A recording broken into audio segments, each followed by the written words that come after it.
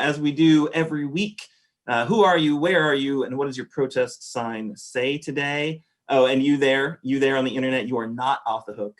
We want to see them in the comments. We want to see we've got a little bit of a special flavor for you because it's Martin Luther King Jr. Day. We want to hear your favorite MLK quote.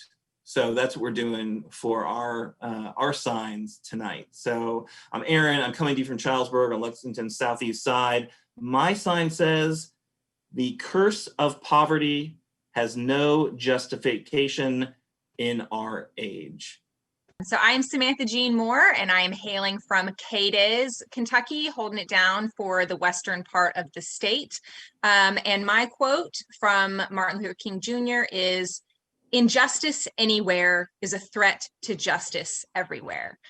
Because we can have no freedom and no justice until there is freedom and justice for all. My MLK part of a speech that I want to give today is, and it's the part of the speech that everybody skips over, okay, and I Have a Dream speech.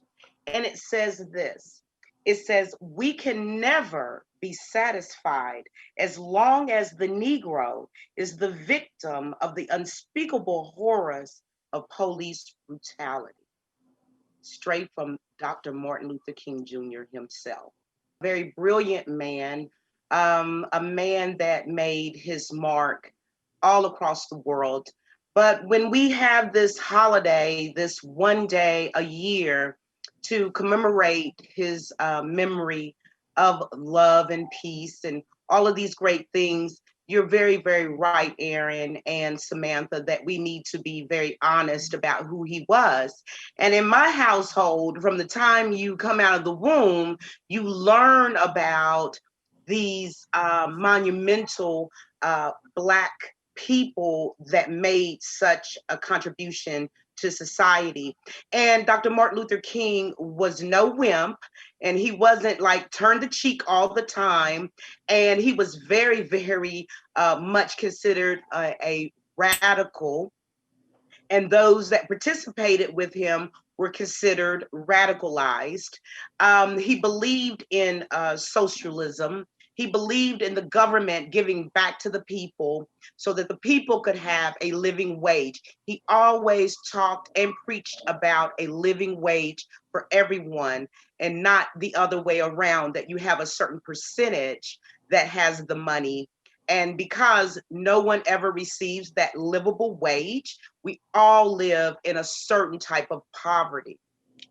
Also, Dr. Martin Luther King, as I was brought up for these 53 years of Martin Luther King, he also marched with my grandfather on many occasions and stayed at the house when he came to Louisville.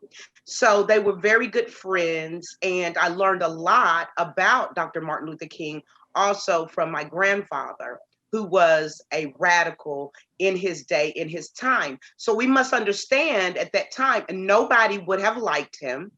Predominantly, white people could not stand him. Also, we need to understand that, like Samantha was saying, the FBI, the CIA, everyone was on him. He was constantly underneath surveillance. So, and one thing I would like to point out very, very quickly, that on this particular day, you see a lot of people putting these quotes out, and Hannah Drake, the great poet laureate from Louisville of national and international acclaim, had put it best, that on this day, you see so many people put these quotes out of love and roses, and it's just wonderful. But he was so much more than that. I suggest that everybody reads his letters from the Birmingham jail, just to start yourself off with, to understand exactly who he was and what he stands for. And if he was living today, he would be a leader of our time.